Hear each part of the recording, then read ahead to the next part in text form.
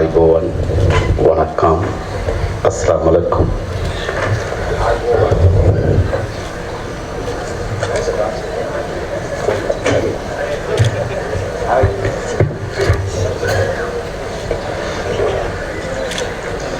වේදිකාවේ ඉන්න අපේ පාර්ලිමේන්තු මන්ත්‍රීවරු වන ජිගනේශ්වර සහෝදරයාගෙන් ඒ වගේම திலககாந்த் சகோதரரின் அவசராய் மேடையில் வீற்றிருக்கின்ற நமது பாராளுமன்ற உறுப்பினர்களான ஜெகதீஸ்வரன் சகோதரர் அதே போன்று திலகநாதன் சகோதரர்களும் ඒ වගේම වේදිකාවේ ඉන්නවා මේ පළාත් පාලන මැතිවරණයේදී මේ මන්නාරම දිස්ත්‍රික්කයේ පළාත් පාලන ආයතන සඳහා තරඟවදින සහෝදරවරුන් විශේෂයෙන්ම අපේ නගර සභාව සඳහා කණ්ඩායමට නායකත්වය දෙනවා අපේ විමල සහෝදරයා එතකොට අපේ නගර සභාවේ කණ්ඩායම සහෝදරයෙක් කටයුතු කරන්නේ ලබා ගන්න පුළුවන් ඒ වගේම අපේ මන්නාරම් ප්‍රාදේශ සභාවට නායකත්වය දෙනවා සිවරයියා සහෝදරයා තමයි අපේ මන්නාරම් ප්‍රාදේශ සභාවේ කණ්ඩායම නායකයෙක් කටයුතු කරන්නේ ඒ වගේම අපි මන්තායි වෙස් ප්‍රාදේශ සභාවට තරඟවදින කණ්ඩායමේ අපේ නායකත්වය දරන්නේ රාධාක්‍රිෂ්ණන් සහෝදරයා තමත් දීර්ඝ කාලයක් අපිත් එක්ක වැඩ කරලා ලොකු ජයග්‍රහණයක් පක්ෂයට අරන් දෙන වෙහෙස මාංශන සහෝදරවරු ඒ වගේම නානන්ත ප්‍රාදේශ සභාවට අපේ තරඟවදින්නේ ඇන්ටන් කැමිලස් සහෝදරයා එයා තමයි කණ්ඩායමට නායකත්වය දෙන්නේ ඒ වගේම අපේ මුසලී ප්‍රාදේශ සභාවට තරඟවදිනවා රායිසෝදී සහෝදරයා ඉංග්‍රීසි සහෝදරයාත් අපි සහෝදරත්වයෙන් පිළිගන්නවා අවසර ගන්නවා ඒ වගේම අපේ සහෝදරවරු සහෝදරියන් අම්මලා තාත්තලා சகோதர சிறு දෙනාගෙන් අවසරයි இங்கே வருகை தந்திருக்கின்ற இந்த மேடையில் வீற்றிருக்கின்ற எமது மன்னார் மாவட்டத்தினுடைய உள்ளூராட்சி மன்றங்களிலும் அதே போன்று நகர சபைக்குமாக போட்டியிடுகின்ற அனைத்து பிரதம வேட்பாளர்கள் மற்றும் ஏனைய வேட்பாளர்களையும் இங்கே பெருந்திரளாக வந்து வீற்றிருக்கின்ற எமது மன்னார் வாழ் மக்களை உங்கள் அனைவரையும் வருக வரவென்று வரவேற்றுக் கொள்கின்றேன் ඊට කලින් අපි මන්නාරමට ඇවිල්ලා තියෙන අවස්ථා ගණනාවක අවසානයේදී අපි මේ නගර පොඩි ශාලාවක අපි රැස්වීමක් පැවැත්වුවා අවුරුදු 2කට විතර පෙර நாங்கள் மன்னார் மாவட்டத்திற்கு பல தடவைகள் வந்திருக்கின்றோம் 2 வருடங்களுக்கு முன்னர் மன்னார் நகரசபை மண்டபத்திலே ஒரு கூட்டத்தையும் நாம் நடத்தி இருக்கின்றோம் හැබැයි අද තමයි මන්නාරමේ විශාලතම රැළිය ඔබ තමුන්නාන්සලා සහභාගී වෙලා අපිත් එක්ක පවත්වන්නේ முறைதான் மன்னார் மாவட்டத்திலே வரலாறு காணாத ஒரு மாபெரும் கூட்டத்திற்கு நாம் ஏற்பாடு செய்து நடத்தி கொண்டிருக்கின்றோம் ඒ වගේම පහුගිය මහා මැතිවරණයේදී මේ මන්නාරම ඇතුළු වන්නි දිස්ත්‍රික්කයේ ජාතික ජනබලවේගයට ජයග්‍රහණය කිරීම සඳහා තමුන්නාන්සල විශාල සහායක් ලබා දුන්නා. அதேபோல்தான் கடந்த பாராளுமன்ற தேர்தலிலே இந்த மன்னார் மாவட்டத்திலே இந்த தேசிய மக்கள் சக்திக்காக உங்களுடைய மாபெரும் அர்ப்பணிப்புடன் கூடிய ஆதரவு எமக்கு கிடைத்தது. අපේ മന്ത്രിවරු දෙන්නෙක්ම මේ වන්නි දිස්ත්‍රික්කෙන් පාර්ලිමේන්තුවට තෝරාපත් කරලෙව්වා. அதேபோல்தான் இந்த வன்னி மாவட்டத்திலிருந்து பாராளுமன்றத்திற்கு எமது சகோதரர்கள் இருவரை நீங்கள் தெரிவு செய்து அனுப்பியிருக்கிறீர்கள். ඒ වගේම මේ වන්නි දිස්ත්‍රික්කයට අපේ ජාතික ලැයිස්තුව නියෝජනය කරන മന്ത്രിවරුකුත් ඉන්නවා. அதேபோல இந்த வன்னி மாவட்டத்திற்கு தேசிய பட்டியல் மூலமாக தெரிவு செய்யப்பட்ட ஒரு உறுப்பினரும் இருக்கின்றார். එතන මේ වන්නි දිස්ත්‍රික්කය අද ජාතික ජනබලවේගයේ පාර්ලිමේන්තු මන්ත්‍රීවරු 3 දෙනෙක් නියෝජනය කරනවා. எனவே இந்த வன்னி மாவட்டத்திலே தேசிய மக்கள் சக்தியின் சார்பிலே 3 பாராளுமன்ற உறுப்பினர் பிரதித்துவம் செய்து கொண்டிருக்கின்றார்கள்.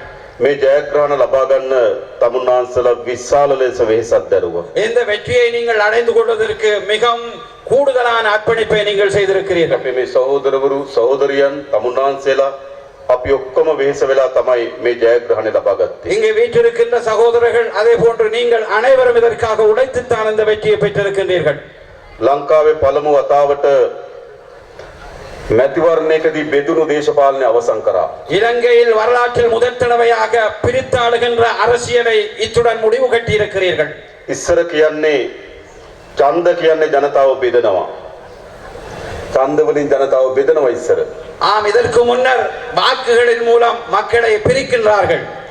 උතුරේ ජනතාව දෙමළ පක්ෂ තෝරගන්නවා. வடக்கு மக்கள் தமிழ் வேட்பாளரை தெரிவு දකුණු செய்கிறார்கள். ජනතාව මුස්ලිම් පක්ෂ තෝරගන්නවා. கிழக்கு வாழ் மக்கள் முஸ்லிம் கட்சியை தெரிவு செய்கிறார்கள். දකුණු ජනතාව සිංහල පක්ෂ තෝරගන්නවා. தெற்கில் உள்ள வாழ்கின்ற மக்கள் சிங்கள கட்சியினை தெரிவு செய்து கொள்கிறார்கள். හැබැයි පහුගිය මහචන්දෙදී ஆனால் உண்மையில் நடந்த பொது தேர்தலில் උතුර දකුණ නැගෙනහිර வடக்கு தெற்கு கிழக்கு දෙමළ මුස්ලිම් සිංහල සියලු දෙනා තෝරාගත්තේ ජාතික ජනබලවේගය. தமிழ் முஸ்லிம் சிங்கள அனைத்து மக்களும் தெரிவு செய்த ஒரே கட்சி தேசிய மக்கள் சக்தி தான். එනිසා ඒ ඡන්දෙන් අපි ඔක්කොම එකතු වුණා. ஆம், அந்த கட்சி நாங்கள் அந்த வாக்குல போட்டியிலே நாம் ஒன்றிணைந்து கொண்டோம். ආයේ කවදාවත් අපි බෙදෙන්නේ නැතුව දේශපාලනය කරමු. நாங்கள் இதற்கு பிறகு இவ்வாறு பிரித்தாளுகின்ற அரசியலுக்கு அடிபட்டு அரசியல் செய்வதில்லை. අපිට අවශ්‍යයි අපි ඔක්කොම එකට ජීවත් වෙන රටක්. நாம் அனைவருக்கும் தேவை அனைவரும் ஒன்றாக வாழுகின்ற நாடு. අපිට අවශ්‍යයි සමගියෙන් පිරුණු රටක්. ஆம், அனைவருக்கும் தேவை ஐக்கியமான ஒரு நாடு. අපි හැමදෙනාම ජාතිවාදයෙන් විශ්වාස ලෙස බැටකාපු මිනිස්සු. நாம் அனைவரும் ஒவ்வொரு நாளும் இந்த இனவாதத்தினால் மிகவும் கஷ்டப்பட்ட ஒரு மக்கள். එකිනෙක අතර සැකේ ඇති වුණා. ஒவ்வொருவருக்கிடையில் நாங்கள் சந்தேகத்தை ஏற்படுத்திக் கொண்டோம். ගැටුම් ඇති වුණා. மோதல்களை ஏற்படுத்திக் கொண்டோம்.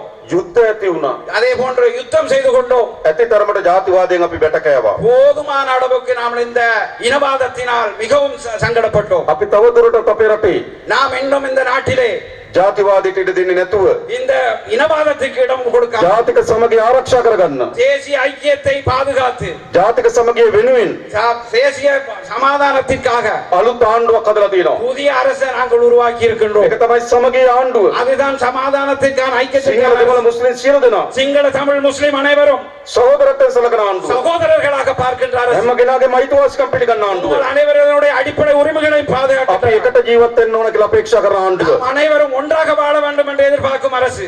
මීට කලින් හැදුන දේ ආණ්ඩුව அவ்வாறான ஒரு அரசு இதுவரையில் ஏற்பட்டு இருந்ததா நமது நாட்டில்? මොන වගේ ආණ්ඩුවක් තිබ්බේ? எவ்வாறான ஆண்டு இருந்தது? ජාතිවාදී ආණ්ඩුව තිබ්බේ. ஓ, இனவாத அரசு இருந்தது. දැන් ජාතික සමගිය ආණ්ඩුවක් හැදිලා තියෙනවා. நாம் இன்று இன ஐக்கியமான ஒரு அரசாங்கத்தை உருவாக்கி இருக்கின்றோம்.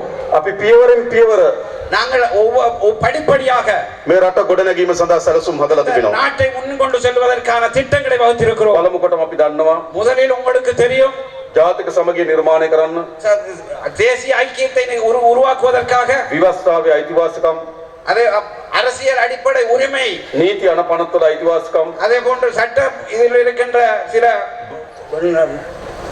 விதிமுறைகள், භාෂාවේ අයිතිවාසිකම්, அதே போன்று மொழியில் உரிமை, ආගම් ඇදහිීමේ අයිතිවාසිකම්, மத ரீதியான உரிமை, ඒ සංස්කෘතික අනන්‍යතාවය පිළිගැනීමේ අයිතිවාසිකම්, ஒவ்வொருத்தருடைய தனிப்பட்ட கலாச்சார விடயங்களை அதுக்கான உரிமை අපි තහවුරු කරනවා. நாங்கள் அதனை உத்தரவாதப்படுத்தி இருக்கின்றோம். මේ රටේ තව දුරටත් நாம் இந்த நாட்டிலே இன்னும் ලොකු පොඩි உயர்ந்தவர் தாழ்ந்தவர் කියලා ජන කණ්ඩායම් නැහැ. என்கின்ற மக்கள் வகையிலே இல்லை. ඉන්නේ එකම ජන කණ්ඩායමයි. உன்னை இருப்பது ஒரு மக்கள் தான்.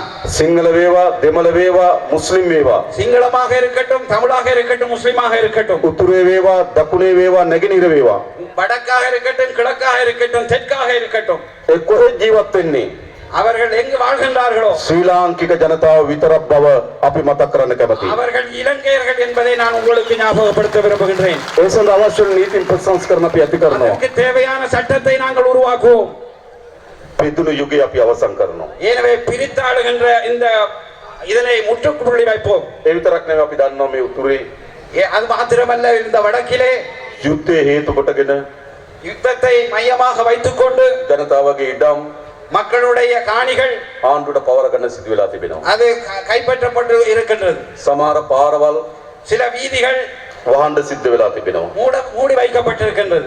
සමහර පුද්ගලික ඉඩම් சில தனியாருடைய காணிகள் වන සංරක්ෂණ දෙපාර්තමේන්තුවට ගැසට් කරන්න සිද්ධ වෙලා තිබෙනවා. வன இலாகா திணைக்களத்திற்கு கெசட் செய்ய வேண்டிய நிலைமை ஏற்பட்டிருக்கிறது. අපි ඒ සියල්ල විසඳලා அவை அனைத்தையும் நாம் நிறைவு செய்து ජනතාවට නිදහසේ மக்களுக்கு சுதந்திரமாக තමන්ගේ වැඩ කටයුතු කරන්න, தங்களுடைய வேலைகளை செய்வதற்கு, තමන්ගේ ඉඩම් වල පදිංචි වෙන්න, தங்களுடைய இடங்களிலே வாழ்வதற்கு, තමන්ගේ ඉඩම් වල වගා කරන්න தங்களுடைய இடங்களில் விவசாயத்தை செய்வதற்கு අවශ්‍ය ඉඩකඩ அவர்களுக்கு தேவையான வசதிகளை ජාතික ජනබලවේගයේ ආණ්ඩුව අපි හදනවා. மக்கள் சக்தி அரசாங்கம் செய்து கொடுக்கும். ඒ වගේම அதே போன்று අපි දන්නවා අපේ රට සංවර්ධනය කිරීමේදී நாம் உங்களுக்கு தெரியும் அபிவிருத்திகள் செய்கின்ற பொழுது මේ මන්නාරම ඉතාමත් වැදගත් ප්‍රදේශයක්. இந்த மன்னார் மாவட்டம் மிக முக்கியமான ஒரு பிரதேசம். අපේ මුහුදු තීරය எங்களுடைய கடல் வளம் ඉතාමත් වටිනා සම්පත් අපිට එක්රැස් කරලා දීලා තියෙනවා. மிகவும் கூடுதலான வளங்களை சேகரித்த ஒரு பிரதேசம். මන්නාරමේ ජනතාව විශාල ප්‍රමාණයක් மன்னார் மாவட்டத்தினுடைய அதிகமான மக்கள் මුහුදු රස්සාවෙන් ජීවත් වෙනවා. கடற்தொழிலிலே வாழ்ந்து கொண்டிருக்கின்றார்கள். හැබැයි අපි දන්නවා එහා පැත්තේ පේසාල්ලේ எங்களுக்கு தெரியும் பேசாலை பிரதேசத்தில் මාළු සම්පත නෙලන්නේ කවුද? மீன் வளத்தை கொள்ளையடிப்பது யார்? නීති විරෝධී சட்டவிரோதமான முறையில் මසුන් ඇල්ලීමේ බෝට්ටු හරහා மீன் பிடிக்கும் போட்டுகள் மூலமாக විශාල විනාශයක් අපේ මුහුදට සිදු කරමින් තිබෙනවා. கடலுக்கு மிக பாரிய சேதத்தை ஏற்படுத்திக் கொண்டிருக்கின்றனர். පෞගේදා நாம் அண்மையிலே ඉන්දියා අගමැතිතුමත් එක්ක ඒ පිළිබඳව අපි දීර්ඝ ලෙස සාකච්ඡා කරා. இந்திய பிரதம மந்திரி அவர்களுடன் நாம் இது தொடர்பாக நீண்ட நேரம் உரையாடினோம். අපේ මුහුද எங்களுடைய கடல் வளம், අපේ මසුන් எங்களுடைய மீன், අපේ ජනතාව எங்களுடைய மக்கள், ඒ අයට මේවා අයිති. அவர்களுக்கு இது அவர்களுக்கு குறித்தானது. එනිසා මේ ප්‍රශ්න විසඳා ගැනීම සඳහා අපි උත්සාහ කරනවා. எனவே பிரச்சனையை நாம் தீர்ப்பதற்கு நாங்கள் முயற்சித்துக் கொண்டிருக்கின்றோம். ඒ වගේම අපි அதே போன்று நாங்கள் නාවික හමුදාවට උපදෙස් ලබා දී තිබෙනවා. கடற்படையினருக்கு ஆலோசனை வழங்கி இருக்கின்றோம். මුහුදේ සිදුවන සියලු නීති විරෝධී ක්‍රියාවලට එරෙහිව කටයුතු කරන්න කියලා. கடலில் நடைபெறுகின்ற அனைத்து விதமான சட்டவிரோத நடவடிக்கைகளுக்கு எதிராகவும் செயல்படுமாறு கேட்டிருக்கின்றோம். අපේ මුහුද ආරක්ෂා කර ගැනීම අපේ හමුදාවන්ගේ වගකීමක්. எங்களுடைய கடலை காப்பாற்றுகின்ற மாபெரும் பொறுப்பு எமது படையினரது பொறுப்பாகும். ඒ අපි ඉටු කරනවා. அதை நாங்கள் செய்து தருவோம். ඒ වගේම කුෂ්කර්මාන්තයට அதே போல எமது விவசாயம் ඉඩම් ගැටලු ටික විසඳලා දෙන්න. இடப்பிரச்சனைகளை நாம் தீர்த்து தருவோம். ඕන සාරාධාර ලබා දෙන්න. அதே போன்ற பசலை மானியத்தை මේ தருவோம். ගබඩ ප්‍රසංස් කරලා වී ටික මිලදී ගන්නම්. அதே போன்று நெல் சேகரிப்பு களஞ்சியத்தை நாம் ඔබ වැඩ කරන්න ලෑස්ති වෙන්න. நீங்கள் வேலை செய்வதற்கு தயாராகுங்கள். අපි අවශ්‍ය සහාය දෙන්නම්. உங்களுக்கு தேவையான வசதியை நாம் මේ රට தருவோம். අපිට හදන්න ඕන. இந்த நாட்டை நாம் உருவாக்க ඒ வேண்டும். වගේම විශේෂම අපි දන්නවා அதே போன்று உங்களுக்கு தெரியும் මේ මන්නාරම සහ இந்த மன்னார் மற்றும் රාජේශ්වරම් අතර ராமேஸ்வரம் අතර විශාල බෝට්ටු සේවයක් තිබුණා. ராமேஸ்வரத்துக்கும் இடையிலே மிக பிரமாண்டமான போட்டு சேவைகள் இருந்தது. අපි ඉන්දියානු රජයත් එක්ක සාකච්ඡා කරලා තියෙනවා. நாம் இந்திய அரசுடன் பேச்சுவார்த்தை நடத்தி கொண்டிருக்கின்றோம். යලි ராமேஸ்வரம் වලට அதே போல் மீண்டும் ராமேஸ்வரத்தை நோக்கி ෆෙරි සර්විස් එක පටන් ගන්න අපි ඉක්මනින්ම කටයුතු போட் කරනවා. சேவையை தாங்கள் செய்வதற்கு நான் ஆரம்பிப்பதற்கு பேசிக் ඒ கொண்டிருக்கிறோம். පිළිබඳව දැනටමත් අපි සාකච්ඡා සිදු කරමින් තිබෙනවා. அதை நாங்கள் தற்போது வரைக்கும் பேசிக் ඒ கொண்டிருக்கிறோம். වගේම අපි දන්නවා මේ මන්නාරම அதே போன்று எங்களுக்கு தெரியும் இந்த மன்னாரிலே විශාල සුළං වලින් විදුලි නිෂ්පාදනය කරන්න පුළුවන් තැනක්. மிக பிரமாண்டமான காற்றாலை மின்சாரத்தை உற்பத்தி செய்கின்ற ஒரு பிரதேசம். පහුගිය කාලේ ஆனால் கடந்த காலத்திலே ජනතාවගේ හඬට ඇහුම්කන් නොදී மக்களுடைய கருத்துக்களுக்கு செவிமடுக்காமல் පරිසර විනාශයන් සිදුවන ආකාරයට சுற்றாடல் பாதிப்புகளை ஏற்படுத்தும் விதத்தில் එම ව්‍යාපෘති වලට එකගතාව පළ කරලා තියෙනවා. அதற்கான அந்த திட்டத்தை அவர்கள் நடைமுறைப்படுத்தினார்கள். දැනට අපි ඒවා සියල්ල తాවකාලිකව නතර කරලා அவை තිබෙනවා. அனைத்தையும் நாம் தற்காலிகமாக நிறுத்தி இருக்கின்றோம். නමුත් මේ සම්පතෙන් ප්‍රයෝජනය ගන්න இருந்தாலும் இந்த வளத்திலிருந்து நாம் பிரயோஜனம் அடைவதற்கு ඔබගේ අදහස් විමසමින් உங்களுடைய கருத்துக்களை கேட்டு පාරිසරික හානිය අවම වෙන පරිදි சுற்றாடலுடைய பாதிப்பை குறைத்து ජනතාවගේ ජීවිතවලට හානියක් නොවන ආකාරයට மக்கள் வாழ்க்கைக்கு எந்தவித பாதிப்பும் ஏற்படாத வகையில் වැඩ කරන්න අපි ලෑස්ති. வேலை செய்வதற்கு நாம் தயாராக. ඒක තමයි ආණ්ඩුවක් කියන්නේ. அதுதான் அரசாங்கம் என்று சொல்லுவது. තමුන්නාසලා තමයි මේ පළාත් වල හිමිකාරයෝ. තමුන්නාසලා තමයි මේ පළාත් වල ජීවත් වෙන්නේ. நீங்கள் தான் இந்த பிரதேசத்தில் வாழ்கின்றீர்கள். එනිසා මේ පළාත් වල ප්‍රශ්න දන්න ඕගොල්ලෝ. இந்த பிரதேசத்தினுடைய பிரச்சனைகள் அறிந்தவர்கள் நீங்கள். එනිසා පරිසර හානියක් සිදු කරන எனவே சூழலுக்கு பாதிப்பை ஏற்படுத்துகின்ற විනාශකාරී ව්‍යාපෘති වලට ඉඩ දෙන්නේ නැහැ. விதமான பாதிப்புகள் திட்டங்களை நாம் செய்ய. සෑම ව්‍යාපෘතියක්ම ஒவ்வொரு திட்டமும் ජනතාවගේ එකගතාවයෙන් மக்களுடைய ஒப்புதலுடன் අවම පරිසර හානියෙන් குறைந்த சூழல் பாதிப்போடு සිදු කරන්න තමයි අපි බලාපොරොත්තු நாம் වෙන්නේ. செயற்படுத்துவதற்கு எதிர்பார்க்கின்றோம். තමුන්නාසලා දන්නවා உங்களுக்கு தெரியும் මේ මන්නාරම සහ පුත්තලම යා කරන පාර இந்த புத்தளம் மன்னாருக்கு இடையிலான இந்த பாதை දීර්ඝ කාලයක් තිස්සේ වහලා තිබෙනවා. மிக நீண்ட காலமாக ඒ மூடப்பட்டிருக்கின்றது. පාර විවෘත වුණොත් அந்த பாதையை திறப்பதற்கு පුත්තලමට යන කිලෝමීටර් 90ක් විතර අඩු වෙනවා. புத்தளத்துக்கு செல்வது 98 නම් கிலோமீட்டர். පාරිසරික ප්‍රශ්න කීපයක් තිබෙනවා. அந்த பாதை சம்பந்தமான சில பிரச்சனைகள் අපි ඒ පිළිබඳව සාකච්ඡා කරලා அந்த பாதை தொடர்பில் நாம் பேசி දැන්ට ඉදිකරන්න යෝජනා කළ ඉදිකිරීමෙන් තිබෙන පාරට இப்பொழுது அதை செயற்படுத்திக் கொண்டிருக்கிற அந்த வேலை திட்டத்தினை විකල්ප යෝජනාවන් සහිතව இதற்கு மாற்று வழியுடன் கூடிய ஒரு பாதையை නව ආකාරයෙන් புதிய வடிவிலே මේ මන්නාරම සහ පුත්තලම යා කරන්න අපි බලාපොරොත්තු இந்த වෙනවා. புத்தளம் மன்னார் பாதை இணைப்பதற்கு நாம் ஏற்பாடு செய்வோம். ඔය ජනතාවට පහසුකම් සැලසීම ආණ්ඩුවක වගකීම. அரசாங்கத்து மக்களுக்கு வசதிகளை செய்து கொடுப்பது அரசாங்கம் பொறுப்பு. ජනතාව පීඩාවට පත් කරන්න, மக்களை கஷ்டத்துக்கு உட்படுத்தவோ ජනතාව ගැටලු ගැට ගන්න மக்களுடைய பிரச்சனைகளை முடிச்சு போடுவது එහෙම ආණ්ඩු තිබිලා වැඩක් නැහැ. அவ்வாறான அரசாங்கம் இருந்து வேலை ඒ නිසා ද ආණ්ඩුවක් හදලා තියෙනවා. எனவே தான் நாம் இம்முறை ஒரு அரசாங்கம் මේ அமைத்து රටේ ජනතාවට අහුම්කම් දෙන ආණ්ඩුවක්. மக்களுடைய கேள்விகளுக்கு செவி ජනතාව වෙනුවෙන් වැඩ කරන ආණ්ඩුවක්. மக்களுடைய தேவையை நிறைவு செய்கின்ற අන්නේ ආණ්ඩුව තමයි அந்த அரசுதான் මේ රටේ ජනතාව එකතු වෙලා හැදුවේ. இந்த மக்கள் அனைவரும் ஒன்றிணைந்து உருவாக்கியது. විශේෂයෙන්ම අපි දන්නවා விசேடமாக உங்களுக்கு මේක தெரியும், අවුරුදු දෙකමාරකට 3කට කලින් 1.5-2-3 வருடங்களுக்கு முன்னர் අපේ රටේ ආර්ථිකය මුළුමනින්ම කඩාවැට්ටුවා. எமது பொருளாதாரம் முற்றுமுழுதாக මේ உடைந்தது. මන්නාරමේ இந்த மன்னார் மாவட்டத்திலே ඒ ආණ්ඩුවල හිටපු ඇමතිවරු හිටියා. கிட்டத்தட்ட கடந்த கால அமைச்சர்கள் இருந்தார்கள், රාජ්‍ය ඇමතිවරු හිටියා. ராஜாங்க அமைச்சர்கள் இருந்தார்கள், ජනාධිපතිවරු, ஜனாதிபதிகள், අගමැතිවරු, பிரதமர்கள், ඇමතිවරු, அமைச்சர்கள், රාජ්‍ය ඇමතිවරු, ராஜாங்க அமைச்சர்கள், മന്ത്രിවරු பாராளுமன்ற உறுப்பினர்கள் මේ ඔක්කොම එකතු වෙලා මොකද්ද කරේ අපේ රට? இவர்கள் அனைவரும் ஒன்று சேர்ந்து என்ன செய்தார்கள்? අපේ රට කඩාවැට්ටුවා. எமது நாட்டை நாசமாக்கினார்கள். තෙල් ගේන්න බැරි රටක්. තෙල් ආනයනය කරන්න බැරි රටක්. எரிபொருளை இறக்குமதி செய்ய முடியாத ஒரு බෙහෙත් நாடு. ගේන්න බැරි රටක්. බෙහෙත් ආනයනය කරන්න බැරි රටක්. மருந்து பொருட்களை இறக்குமதி செய்ய முடியாத ஒரு நாடாக இருந்தது. මතකද? ஞாபகமா? සියල්ල කඩාවැට්ටුවා මේ පාලකයෝ. அவை அனைத்துமே உடைந்து கீழே விழுந்திருந்தது. ඒකෙන් පීඩාවට පත් වුණා මේ රටේ ජනතාව. அந்த கஷ்டத்திலே இந்த மக்கள் விழுந்தார்கள். හැබැයි உண்மையில் ප්‍රශ්න හදපු අය පීඩාවට පත් වුණේ නැහැ. ஆனால் பிரச்சனையை கேட்டால் அவர்கள் சொல்லுகிறார்கள், அவர்கள் අන්න ඒවට එරෙහිව තමයි මේ රටේ ජනතාව මේ ආණ්ඩුව හැදුවේ. அதற்கு எதிராகத்தான் இந்த அரசாங்கத்தை இந்த மக்கள் අපි உருவாக்கினார்கள். ක්‍රමානුකූලව நாங்கள் முறையான முறையில் යලි අපේ රටේ ආර්ථික ස්ථාවර කරලා இந்த තියෙනවා. நாட்டினுடைய பொருளாதாரத்தை நாம் சீரப்படுத்தி අවුරුදු 5කට පස්සේ 5 வருடங்களுக்கு பிறகு ලොකුම ඩොලර් සංචිතය අද අපේ රටේ තියෙනවා. இந்த நாட்டில் மிக பிரமாண்டமான டாலர் மிகுதியை நாம் ஏற்படுத்தி இருக்கின்றோம். මාස 6ක් තිස්සේ 6 மாதத்துக்கு முன்னர் රුපියල හෙල්ලෙන්නේ නැතුව තියෙනවා. ரூபாயினுடைய பெறுமதி மிகவும் வீழ்ச்சியாக இருந்தது. අපි තෙල් මිල අඩු කරා. நாங்கள் இருந்தாலும் எங்களுடைய எரிபொருள் விலையை குறைத்தோம், மின்சார விலையை குறைத்தோம், අපි ජනතාවගේ ප්‍රශ්න විසඳන්න වැඩ කරනවා. மக்களுடைய பிரச்சனையை குறைப்பதற்கு நாம் வேலை செய்தோம். රාජ්‍ය සේවකයන් පඩි වැඩි කරා. அதே போன்று அரசாங்க உத்தியோகத்தருடைய சம்பளத்தை உயர்த்தினோம், අස්වැසුමේ දීමනාව වැඩි කරා. அஸ்வசம கொடுப்பனவை உயர்த்தினோம். ඒ විතරක් නෙවෙයි. அது மாத்திரமல்ல, අලුතෙන් අස්වැසුමට புதிதாக அஸ்வசமைக்காக ජූනි මාසේ ஜூனி மாசத்திலிருந்து අලුතෙන් පවුල් ලක්ෂ 4කට ලබා දෙන්න අපි කටයුතු කරනවා. புதிதாக 4 லட்சம் குடும்பங்களை சேர்ப்பதற்கு இருக்கின்றோம். ජනතාව බලා ගන්න ඕන. மக்களை பார்த்துக் கொள்கின்றோம். පාසල් දරුවන්ට සියලු නිල ඇඳුම් දෙනවා. பாடசாலை பிள்ளைகளுக்கு சீருடைகளை வழங்குகின்றோம். ළමයි 300ට වඩා අඩු පාසල් දරුවන්ට සපත්තු මිලදී ගන්න ඉඩ 300 මුදල් மாணவர்களுக்கு දෙනවා. குறைந்த பாடசாலை மாணவர்களுக்கு பாடசாலை உபகரணத்துக்கு பணம் வழங்கி இருக்கின்றோம். ළමුන් ලක්ෂ 16කට பாடசாலை மாணவர்கள் 16 லட்சம் பேருக்கு රුපියල් 6000 ගානේ දුන්නා පාසල් පොත් සහ උපකරණ මිලදී ගන්න. தங்களுடைய பாடசாலை உபகரணங்களை வாங்குவதற்காக நாம் 6000 ரூபாய் வீதம் கொடுத்தோம். ජනතාව බලා ගන්න ආණ්ඩුවක්. இதுதான் மக்களை பார்த்துக் கொள்கின்ற அரசு. ඒ විතරක් නෙවෙයි. அது மாத்திரமல்ல, අපි අලුතින් நாங்கள் புதிதாக අවුරුදු 5කට පස්සේ 5 வருடத்துக்கு பிறகு 30000 රාජ්‍යයට බඳවා ගන්නවා. 30,000 உத்தியோகத்தர்களை நாம் அரசியல் இணைத்துக் கொள்வோம். മന്ത്രി පස්සේ යන්න ඕනේ.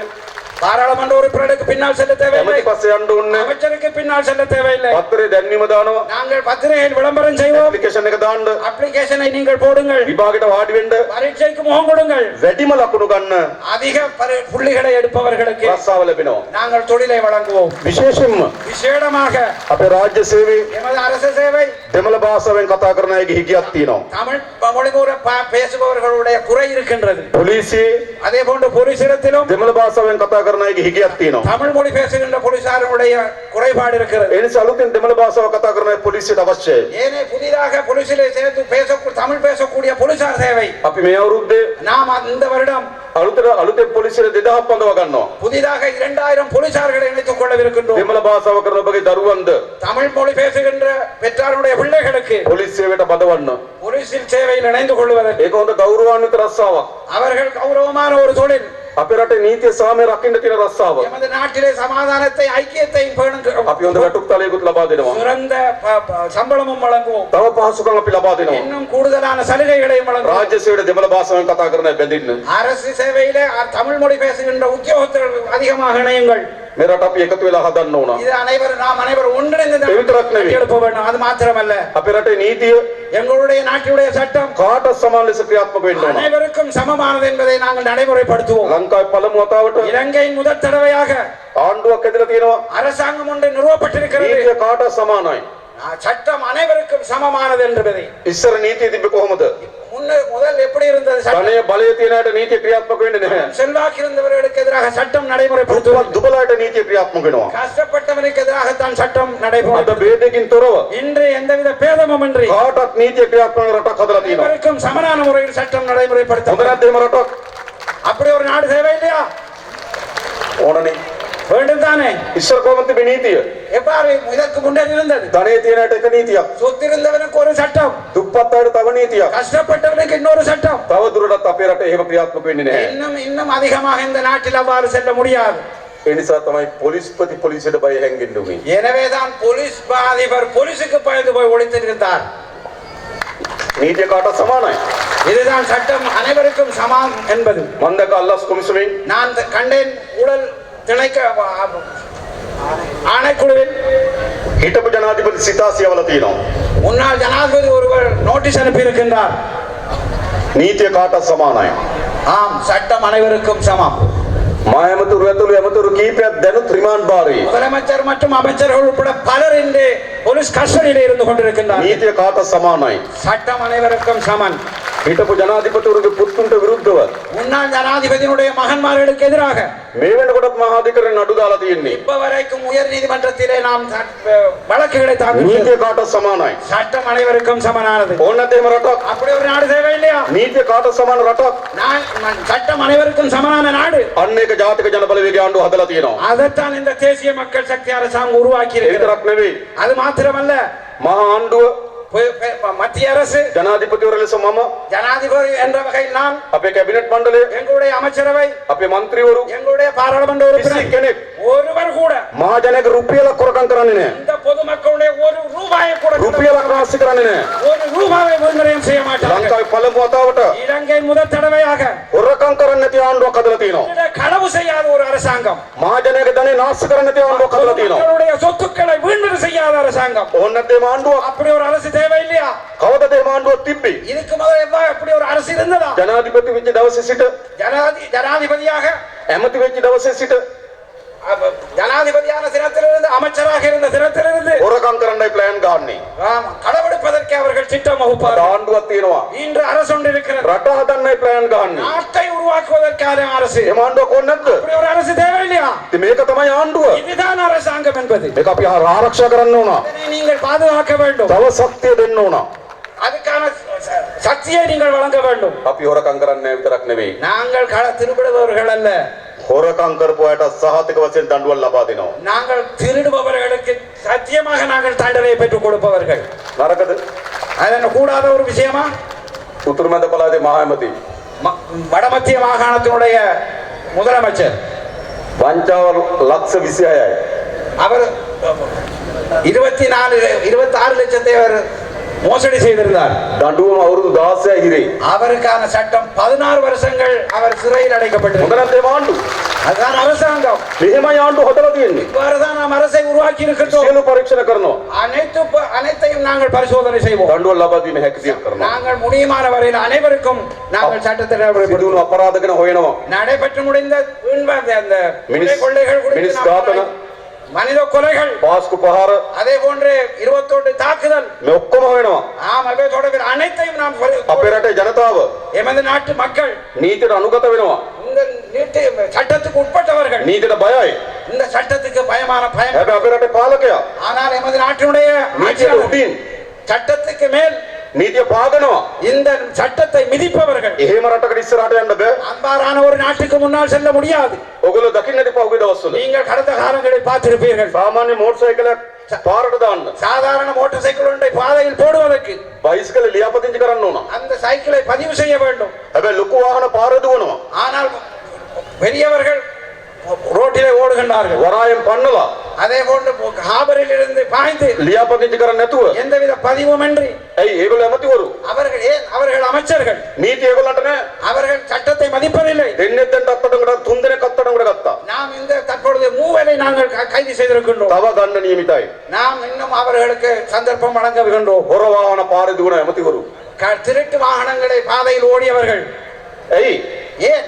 ඒගොල්ලන්ට නීතිය නැහැ. அவர்களுக்கு சட்டம் இல்லை. ජනතාවට නීතිය.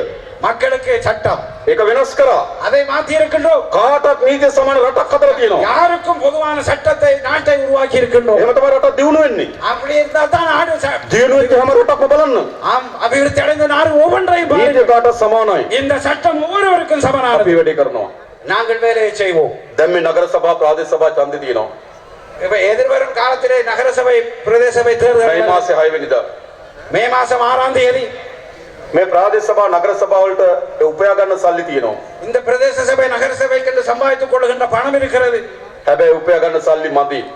ஆனால் அந்த சம்பாதிக்கின்ற பணம் போதாது. මුසලි ප්‍රාදේශ සභාව කියන්නේ முசலி பிரதேச சபை என்பது පොඩි ආදායමක් තියෙන්නේ. மிகவும் சொற்ப வருமானத்தை கொண்டது. මන්නාරම නගර සභාව மன்னார் நகர சபை පොඩි ආදායමක් තියෙන්නේ. குறைந்த வருமானம் பெறுகின்றன. හැබැයි වැඩ තියෙනවා ගොඩක් කරන්න. ஆனால் செய்வதற்கோ பல நூற்றுக்கணக்கான පාරවල් ටික හදන්න ඕන. பாதைகள் செய்ய வேண்டும். පෙර පාසල් ටික හදන්න ඕන. ஆரர் பாடசாலை செய்ய ආණු வேண்டும். පද්ධතිය හදන්න ඕන. வடிகால் அமைப்பு செய்ய வேண்டும். සෝන් පිටෙන් ටික නඩත්තු කරන්න ඕන. அதே போன்று சேமக்காரைகளை சீர் செய்ய வேண்டும். වැඩ ගොඩක් තියෙනවා. இவ்வாறு வேலைகள் கன හැබැයි ප්‍රාදේශ සභාවේ ආදායම ටිකයි තියෙන්නේ. ஆனால் பிரதேச சபையினுடைய வருமானம் குறைவாக ඒතර இருக்கிறது. සල්ලි මදි. அவ்வாறாயின் காசு போதாது. දැන් අපේ ආණ්ඩුවට සල්ලි තියෙනවා. எமது அரசிடம் காசு இருக்கிறது. මම මේ අවුරුද්දේ நான் இவ்வரிடம் මේ උතුරු පළාතේ இந்த வடக்கு மாகாணத்துக்கு පාරවල් හදන්න பாதைகளை சீர் செய்வதற்கு දසලක්ෂ 5000ක් වෙන් කරලා තියෙනවා. தசலட்ச 5000 மில்லியன்களை ஒதுக்கி இருக்கின்றோம் පාරවල් හදන්න. பாதைகளை செய்வதற்கு. ඒ විතරක් නෙවෙයි. அது மாத்திரமல்ல, තව විශාල මුදලක් இன்னும் விசாலமான මේ ரூபாய்களை උතුරේ පොල් වගාවට තීර වෙන් කරලා තියෙනවා. இந்த வடக்கினுடைய தென்னை அபிவிருத்தி ඔබ ඊට මේ පොල් වගා කරන්න ලෑස්ති නම් நீங்கள் யாரேனும் தென்னை விருத்தி செய்ய விருப்பமா? පැල ටික දෙනවා. அதுக்கான கன்றுகளை බිම தருகின்றோம். සකස් කරගන්න සල්ලි දෙනවා. அதனை நிலத்தை பண்படுத்த පොහොර දාන්න සල්ලි දෙනවා. அதே போன்று பசலைக்கு நாம் මේ අවුරුද්දේ இவ்வருடம் මේ උතුරේ இந்த வடக்கிலே අක්කර 16000ක පොල් වගා කරන්න සල්ලි වෙන් කරලා තියෙනවා. 16000 ஏக்கர் தென்னை உற்பத்திக்கு සල්ලි ஒதுக்கி දෙනවා. காசு இருக்கிறது. එහෙනම් මේ ප්‍රාදේශ සභාව எனவே இந்த பிரதேச சபை සල්ලි වෙන් කරන්න පුළුවන්. காசுகளை ஒதுக்க முடியும். හැබැයි වෙන් කරන්නේ කාටද? யாருக்கு ஒதுக்குவது? නගර සභාවේ සල්ලි මදි නම් நகர சபைக்கு சல்லி போதாதென்றால் මහා ආණ්ඩුවෙන් සල්ලි දෙන්න. மத்திய அரசிலிருந்து பணம் தருகிறோம். දෙන්න ඕනනේ. கொடுக்கணும் தானே? හැබැයි මේ ආණ්ඩුවේ ප්‍රාදේශ සභාවේ යෝජනා ටික එන්න ඕන. ஆனால் உண்மையிலே உங்களுடைய பிரதேச சபை உள்ளூராட்சி மன்றங்களுக்கு யோசனைகள் வர ඒ வேண்டும். යෝජනා වලට මහා ආණ්ඩුවෙන් සල්ලි වෙන් කරනවා. அந்த யோசனைகளுக்கு நாம் மத்திய அரசிலிருந்து காசுகளை ஒதுக்கி தருவோம். හැබැයි සල්ලි වෙන් කරන්න කලින් ஆனால் உண்மையிலே காசுகளை ஒதுக்குவதற்கு முன்னர் යෝජනාව එවන්නේ කවුද කියලා බලනවා. யார் இந்த திட்டங்களை அனுப்புகிறார்கள் என்று நாம் பார்ப்போம். මන්නාරම නගර සභාව மன்னார் நகர சபை ජාතික ජනබලවේගයේ කණ්ඩායම මතේ නම් තියෙන්නේ தேசிய மக்கள் சக்தியின் கைகளில் இருக்குது என்றால் මහා ආණ්ඩුවට වන යෝජනාව மத்திய அரசுக்கு அனுப்பப்படுகின்ற யோசனைகளை ඇස් පියාගෙන අනුමත කරනවා. நாம் கண்ணை மூடிக்கொண்டு அதனை அனுமதிப்போம். හැබැයි විනායතේ නම් තියෙන්නේ வேற யாருடைய கையில் இருக்குமாக இருந்தால் යෝජනාව 10 වඩා බලනවා. நாங்கள் இந்த யோசனைகளை பல தடவைகள் நாங்கள் பரிசீலிப்போம். ඇයි? ஏன்? ඒ අය සුවර්නේ அவர்கள் சுவர் இல்ல, පාරට කොන්ක්‍රීට් දාන්න කියලා ඉල්ලලා තියෙන්නේ. ரோட்டுக்கு கொங்கிரீட் போடுவேன்னு சொல்லுவாங்க. හැබැයි පාරට ටිකයි ஆனா ரோட்டுக்கு கொஞ்சம் தான் போடுவாங்க, සාක්කුවට ගොඩයි. சோப்புக்கு கூடுதலா போடுவாங்க. එහෙම උනේ නැද්ද? அப்படி இல்லையா? එහෙම උනේ නැද්ද? அப்படி நடக்க இல்லையா? ඉතින් අපි එවනවද සල්ලි? நாங்கள் அனுப்புவோம் காசு. ආණ්ඩුව පරිස්සම් කරලා மத்திய அரசு அதனை பாதுகாத்து හොරකම් කරන්නේ නැතුව திருடாமல் නාස්ති කරන්නේ නැතුව வீண் விரயம் செய்யாமல் සල්ලි ටික එකතු කරලා காசுகளை ஒன்று சேர்த்து මන්නාරම නගර සභාවට වෙන හොරකම් කරන්න. மன்னார் நகர சபைக்கு கடவெடுப்பதற்கு அனுப்புவோம். එහෙම එවන්න ඕනද? அப்படி அனுப்பணுமா? එහෙම එවන්නේ නැහැ, මතක තියාගන්න. அப்படி அனுப்புவதில்லை. நாம் ஞாபகம் வைத்துக் එහෙනම් මහා ආණ්ඩුව හොරකම් කරන්නේ නැත්නම් மத்திய அரசு திருடவில்லை என்றால் නගර සභාව හොරකම් කරන්නත් බෑ. நகர சபையும் திருட முடியாது. එහෙනම් දෙන්න ඕන ජාතික ජනබලවේග ආණ්ඩුවට. அவ்வாறான தேசிய மக்கள் சக்தி அரசுக்கு தான் நீங்க ஆணை ඒක வழங்கணும். කාටවත් මේ ප්‍රාදේශ සභාව දෙන්න ඕන. அப்படி இல்லாட்டி இந்த பிரதேச சபை யாருக்கு මේ வழங்கும்? නගර සභාව දෙන්න ඕන කාටද? நகர சபை யாருக்கு வழங்க வேண்டும்? ජාතික ජනබලවේගයටම විතරයි. தேசிய மக்கள் சக்திக்கு மாத்திரம் தான் வழங்க නැත්නම් வேண்டும். මොකද වෙන්නේ? இல்லாவிட்டால் என்ன நடக்கும்? මහා ආණ්ඩුව හොරකම් කරන්නේ மத்திய அரசு களவெடுப்பதில்லை, නගර සභාව හොරකම් කරනවා. நகர சபை களவெடுக்கின்றது. මහා ආණ්ඩුව නාස්ති කරන්නේ மத்திய அரசு வீண் விரயம் செய்வதில்லை, නගර සභාව නාස්ති කරනවා. இங்குள்ள நகர சபை அதனை வீண் விரயம். මහා ආණ්ඩුව වැඩ කරන්න හදනවා. மாநகர மத்திய அரசு அதனை නගර සභාව කකුලෙන් අදිනවා. நகர சபை காலில் பிடித்தெடுக்கின்றது. මොකද කරන්නේ? என்ன செய்வது? දේව කරන්න බෑනේ. அவ்வாறு செய்ய முடியாது. එහෙනම් මොකද කරන්න ඕනකම තියෙන්නේ? நான் என்ன செய்ய வேண்டும்? මේ නගර සභා, இந்த நகர சபை, මේ ප්‍රාදේශ සභා, இந்த பிரதேச சபை ජාතික ජනබලවේගයකටම තමයි. தேசிய மக்கள் சக்திக்கு தான். මාණ්ඩු හොරකම් කරන්නෙත් නෑ. மத்திய அரசு களவெடுப்பதும் இல்லை, නගර සභාව හොරකම් කරන්නෙත් නෑ. நகர சபையும் களவெடுக்காது. මාණ්ඩු නාස්ති කරන්නෙත් නෑ. நகர சபை மாநகர மத்திய அரசு முன்வரையும் செய்ய, නගර සභාව නාස්ති කරන්නෙත් නෑ. நகர சபையும் முன்வரையும் செய்ய, මාණ්ඩු රට හදන්න වැඩ කරනවා. மாநகர சபை மத்திய அரசு நாடு அபிவிருத்தி செய்ய வேலை செய்யும், නගර සභාවත් වැඩ කරනවා. நகர சபையும் அவ்வாறே வேலை செய்யும். එහෙනම් කාටද දෙන්න ඕන? எனவே யாருக்கு வாக்களிக்க කාටද வேண்டும்? දෙන්න ඕන? யாருக்கு வாக்களிக்க வேண்டும்? ජාතික ජනබලවේගයට විතරයි. தேசிய மக்கள் சக்திக்கு தான். ඒ නිසා මේ මාස 6 වෙනිදා எனவே இம்மாதம் හොඳ බලයක්, හොඳ බලයක්, நல்ல அதிகாரத்தை, ශක්තිමත් ජනවරමක් நல்ல சக்தி உள்ள கூடிய மக்கள் ஆணையை ජාතික ජනබලවේගයට ලබා දෙන්න. தேசிய மக்கள் சக்திக்கு பெற்றுக் கொடுங்கள். මම ඇවිල්ලා අපේ සහෝදරියන්ගෙන් இங்கே வந்திருக்கின்ற சகோதரர்களிடத்திலே, සහෝදරුන්ගෙන් ඇහුවා சகோதரர்களிடம் நான் கேட்டேன், කොහොමද තත්ත්වේ? என்ன நிலைமை என்று கேட்டேன். නල්ලම් நல்லம். ඒක කිව්වේ. அதான் சொன்னது. ඉතින් වැඩේ නැස්සි. நாங்கள் வேலை செய்ய ரெடி. අපිට ජනාධිපති ඡන්දයට වඩා වැඩියෙන් ஜனாதிபதி தேர்தலை விட මහා ඡන්දේ ඡන්ද ලැබුණා. பொது தேர்தலில் கிடைத்தது. මහා ඡන්දයට වඩා இந்த பொது தேர்தலை விட මේ මාසේ 6 වෙනිදා ලැබෙනවා. மே மாசம் 6ஆம் தேதி எங்களுக்கு கிடைக்கும். அப்படி இல்லையா? එහෙනම් මොකද කරන්න තියෙන්නේ? அவ்வாறான என்ன செய்ய வேண்டும்? අපේ රට හැදීමේ දිශාවට අපි ඇවිල්ලා තියෙන්නේ. நாங்கள் நாட்டை அபிவிருத்தி பாதையில் තව செல்ல, දුරටත් පරණ පාරවල් වැඩක් නැහැ. நீங்கள் பழைய பாதை சென்று வேலை இல்லை. වසාර්ථක පාරවල්. மூடி இருக்கின்றது பாதைகள். මේක තමයි රට හදන පාර. இதுதான் இந்த இதுக்கான අන්න ඒ நேரம். වෙනුවෙන් අපි සියලු දෙනා එකතු වෙමු. அதற்காக நாம் ஒன்றிணைவோம். මේ 6 දක්වා மே மாசம் 6ஆம் தேதி අපි வரை ඥාතීන්ට කතා කරලා, எங்கள் ஒற்றார் உறவினர்கள் கலைப்போம், හිතවතුන්ට කතා කරලා, எங்களோட உறவினர்களோட අපේ கலைப்போம், සහෝදර සහෝදරියන්ට எங்களோட சகோதர சகோதரிகளுக்கு මේ ප්‍රාදේශ සභාව, මේ නගර සභාව බාර දෙන්න. இந்த பிரதேச சபை நகர சபைகளை ඒ பாருங்கள். වෙනුවෙන් මා ඉල්ලා සිටීමෙන් නතර වෙනවා. அதற்காக உங்களிடம் நான் கேட்டு விடைபெறுகின்றேன். බොහොම ස්තුතියි හැම දිනකටම. அனைவருக்கும் நன்றி.